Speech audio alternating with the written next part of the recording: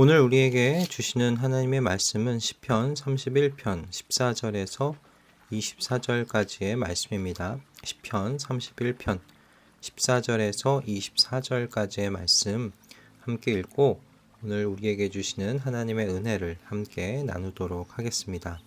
누가 뭐라고 해도 나는 주님만 의지하며 주님이 나의 하나님이라고 말할 것입니다. 내 앞날은 주님의 손에 달렸으니 내 원수에게서 내 원수와 나를 박해하는 자들의 손에서 나를 건져 주십시오. 주님의 환한 얼굴로 주님의 종을 비추어 주십시오. 주님의 한결같은 사랑으로 나를 구원하여 주십시오. 내가 주님께 부르짖으니 주님, 내가 부끄러움을 당하지 않게 해주십시오. 오히려 악인들이 부끄러움을 당하고 죽음의 세계로 내려가서 잠잠하게 해 주십시오.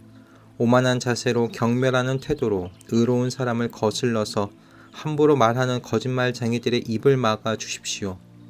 주님을 경외하는 사람에게 주시려고 주님께서 마련해 두신 복이 어찌 그리도 큰지요. 주님께서는 주님께로 피하는 사람들에게 복을 베푸십니다. 사람들이 보는 앞에서 복을 베푸십니다. 주님은 그들을 주님의 날개 그늘에 숨기시어 거짓말을 지어 헐뜯는 무리에게서 그들을 지켜주시고 그들을 안전한 곳에 감추시어 말다툼하는 자들에게서 건져주셨습니다. 주님, 내가 주님을 찬양합니다. 내가 포위당했을 때에 주님께서 나에게 놀라운 은총을 베푸셨기에 내가 주님을 찬양합니다. 내가 포위되었을 그때 나는 놀란 나머지 내가 이제 주님의 눈밖에 났구나 생각하며 좌절도 했지만 주님께서는 내가 주님께 부르짖을 때에는 내 간구를 들어주셨습니다. 주님을 믿는 성도들아, 너희 모두 주님을 사랑하여라. 주님께서 신실한 사람은 지켜주시나 거만한 사람은 가차없이 벌하신다. 주님을 기다리는 사람들아, 힘을 내어라. 용기를 내어라. 아멘. 다윗은 8형제 중 막내였는데요. 그는 그의 집에서 양을 치던 목동이었지요. 다윗이 자신의 집 안에서 별 볼 일 없었던 사람이었다는 건 사무엘이 다윗의 아버지 이새의 집에 왔을 때 사무엘 앞에 다윗의 7 형제는 보여주었지만 다윗은 제외하였다는 것을 보면 알 수 있습니다. 당시에 그는 남들이 보기에 보잘것없는 목동에 불과했던 사람이었던 것으로 보여요. 어디 그뿐입니까? 그는 이스라엘의 왕 사울의 추격을 목숨을 걸고 피해 다녀야 했었지요. 사실 그가 생명을 유지하고 있을 수 있었다는 것 자체가 신기한 일일 정도였습니다. 그렇게 그는 10여 년을 사울의 추격을 피해 다녔고 30세가 되었을 때 비로소 이스라엘의 왕이 될 수 있었어요. 이처럼 파란만장한 인생을 살았던 다윗인데요. 이런 인생을 두고 다윗은 하나님 앞에 이렇게 고백하지 않을 수 없었을 겁니다. 나의 나된 것은 다 하나님의 은혜입니다. 리스트로벨이라는 미국 작가가 쓴 은혜, 하나님의 은혜라는 책이 있습니다. 그 책 속에는 그가 인터뷰한 사람들의 이야기가 기록되어 있는데 모두가 다 삶의 밑바닥, 그 구렁텅이에서 은혜의 하나님을 만나 구원받은 그렇게 변화된 사람들의 이야기들인데요. 이 책의 첫 번째 나오는 사람은 한국계 혼혈인인 스테파니 페스트라는 여인의 이야기가 시작으로 맨 첫 번째 이야기로 기록되어 있습니다.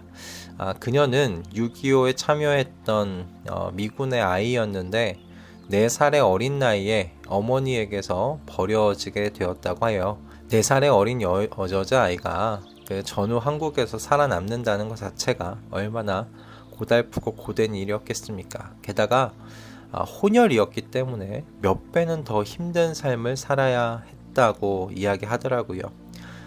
그녀는 음식을 훔치다 얻어맞게 되었고 하수구에 던져져서 목숨이 위험한 때를 당하게 되었다고 기록하고 있는데 그때 그 옆을 지나던 월드비전 간호사였던 아리아스 에릭슨이라는 분에 의해서 구조받게 되었다고 합니다.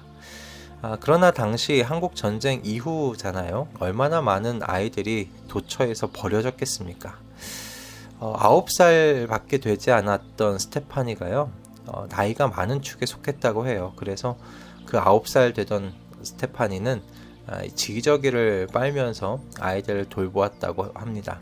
그러던 중에 기적적으로 미국 선교사 부부에게 입양될 수 있었는데, 입양이 되고 난 이후 그녀의 삶이 외적으로는 편해졌을진 모르겠지만 그녀의 내면은 너무 망가져 있었기 때문에 편하지를 못했다고 합니다.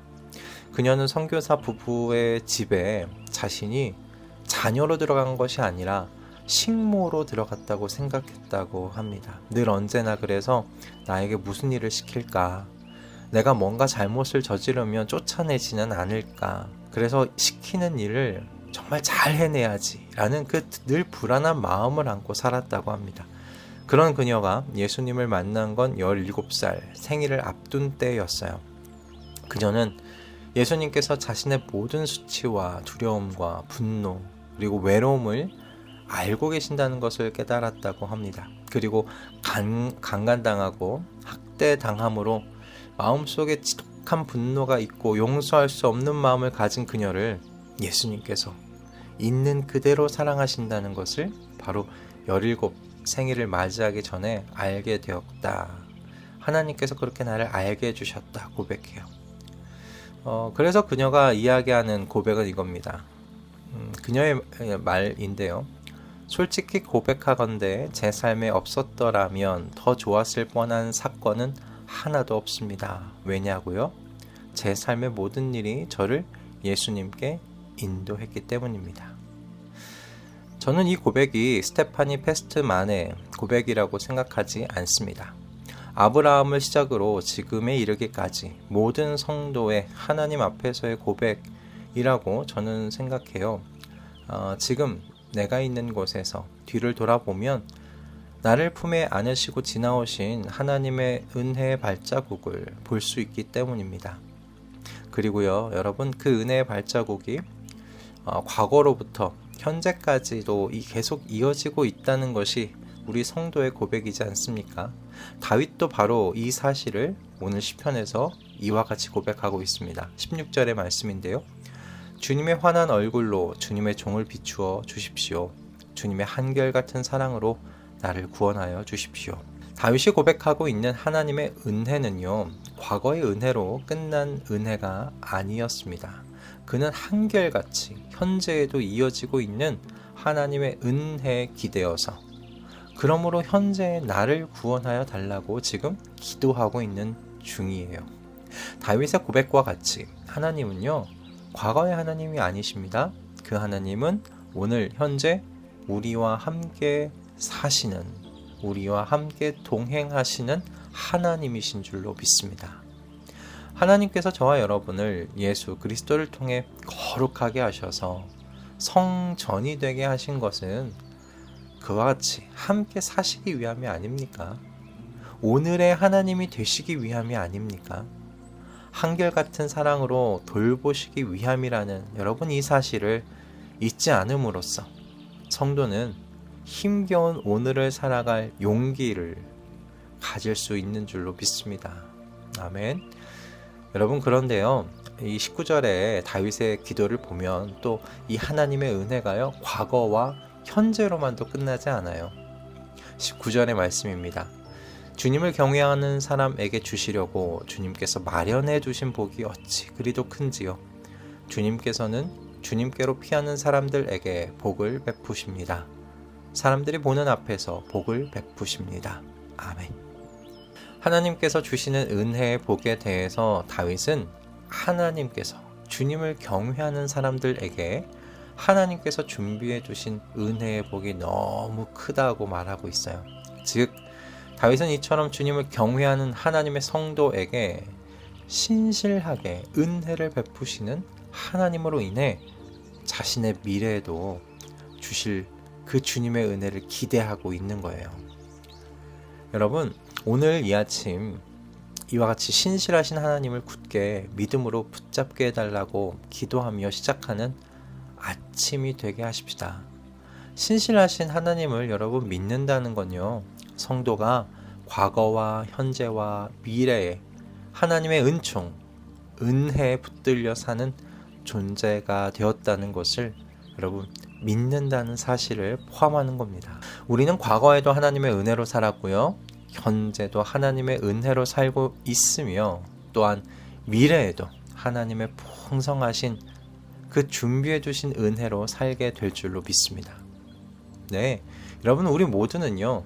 하나님 앞에 섰을 때 그래서 단 한 가지 고백 외에는 할 것이 없어요. 주님, 나의 나된 것이 다 주님의 은혜였습니다. 그러니 여러분, 힘겨운 오늘을 살아가고 계십니까? 간혹 또 오늘을 시작하기 두려운 분들 계십니까? 하나님을 경외하는 하나님의 자녀들에게 신실하신 하나님, 그 하나님이심을 믿으십시다. 신실하신 하나님을 믿으면요, 주님의 은혜를 기다리고 기대할 수 있습니다. 어제와 오늘의 은혜를 주신 하나님께서 내일의 은혜를 분명히 주실 것입니다. 그러니 여러분, 24절 다윗의 응언을 나의 영혼에 선포하며 이 하루를 시작하는 우리 모두가 되십시다. 24절 말씀입니다. 주님을 기다리는 사람들아, 힘을 내어라, 용기를 내어라. 아멘. 기도하겠습니다. 주님, 오늘 말씀의 은혜를 허락하여 주셔서 감사합니다. 오늘 주신 말씀과 같이 하나님의 성도는 주님의 은혜에 붙들려 사는 사람들입니다. 과거와 현재와 미래에 하나님의 은혜 속에 살아가는 사람들이 하나님의 성도인 우리들인 줄로 믿습니다. 주님, 힘겨운 오늘을 살아가는 하나님의 백성들의 마음에 신실히 은혜를 그 삶 속에 베푸시는 하나님을 굳게 믿고 붙잡는 영성을 허락하여 주시옵소서. 우리 눈에 보이는 모든 상황이 하나님의 은총을 부정하게 만들지라도 사람의 이성을 뛰어넘으시는 주님의 선하신 역사를 믿고 오늘의 상황을 뚫고 나아가는 그 영성을 우리에게 주시기를 간구합니다. 하나님께서 우리에게 주신 모든 삶의 이야기에 없었더라면 더 좋았을 이야기는 없사오니 바로 오늘을 힘을 내어 용기를 내어 살아가게 하여 주시옵소서. 오늘도 말씀의 은혜를 주심에 감사드리오며 우리 주 예수 그리스도의 이름으로 기도드립니다. 아멘.